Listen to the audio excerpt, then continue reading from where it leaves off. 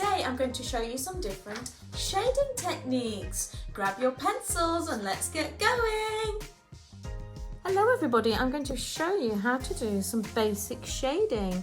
So the first step is to draw a rectangle on our paper, and it doesn't have to be exact. This is just going to be our box for our shading. And then I'm going to divide my box up, and these don't have to be perfect either, you don't have to measure them out. We just add those in like this, and then we're going to label our value chart. So I'm going to have, this end is going to be the light end, and this end is going to be the dark end.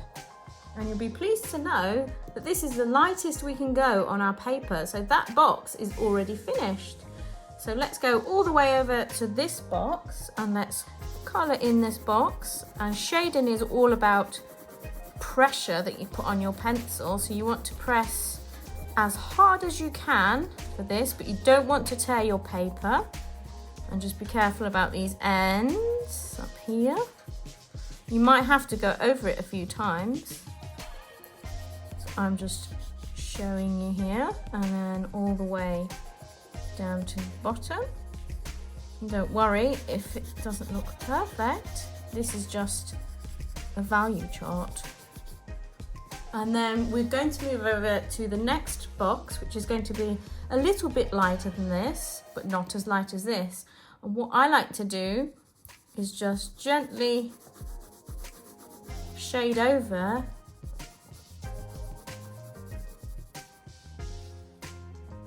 this. So this is going to be my lightest value, and then we can move on to here. So we make this one a little bit darker.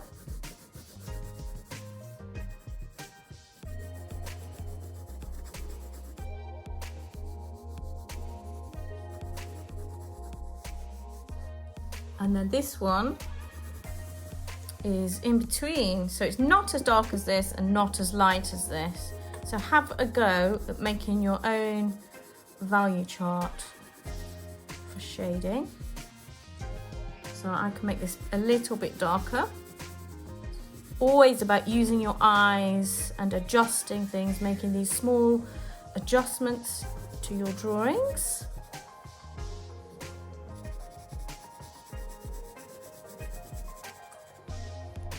Here we go. That is some basic shading. So now we're going to do some cross-hatching in exactly the same way. So we're going to draw a rectangle, and we can use the same labels. So we're going to have our darkest end and our lightest end here.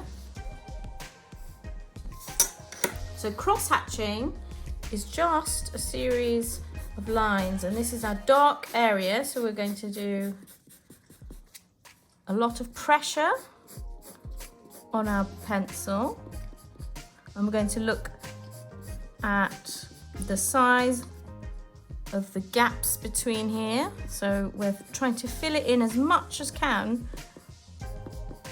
but we're not using the same as the shading technique. And then just like before, this is our light end, so that end is finished. We're going to finish these with our cross hatching. So let me show you that. The final technique I'm going to show you is called stippling. So we need to draw our rectangle again.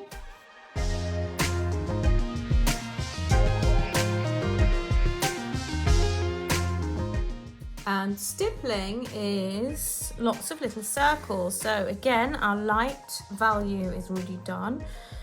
So we're just going to do lots of tiny little dots. You don't want big dots really. You just want to fill in your box and make them close to each other and as dark as you can. So let me show you that.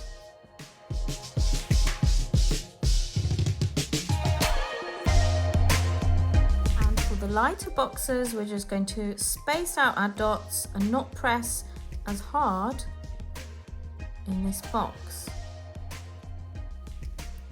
And then you can continue this all the way down your value chart.